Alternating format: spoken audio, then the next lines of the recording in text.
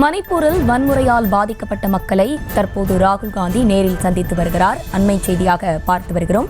கூடுதல் விவரங்களோடு இணைகிறார் செய்தியாளர் மதியழகன். மதியழகன், வணக்கம். முழு விவரங்களை வழங்கலாம்.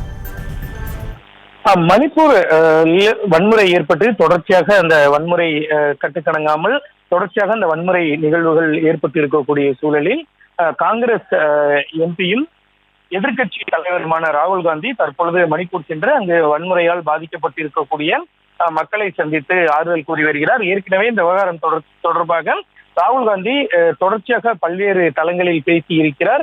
இதனிடையே நடைபெற்ற மக்களவைத் தேர்தலில் மணிப்பூரில் இருக்கக்கூடிய 2 தொகுதிகளிலுமே காங்கிரஸ் கட்சி தான் வெற்றி பெற்றிருந்தது.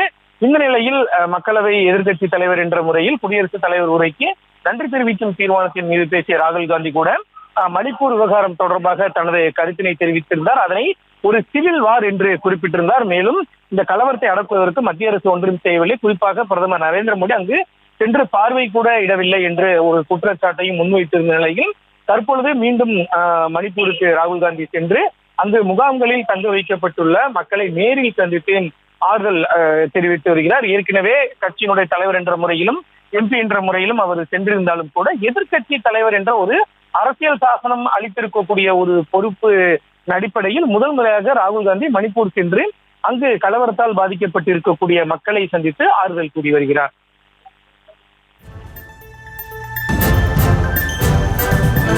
விவரங்களை வழங்கியமைக்கு நன்றி மதியழகன். செய்திகளை உடனுக்குடனும் துல்லியமாகவும் தெரிந்து கொள்ள சப்ஸ்கிரைப் பண்ணுங்க.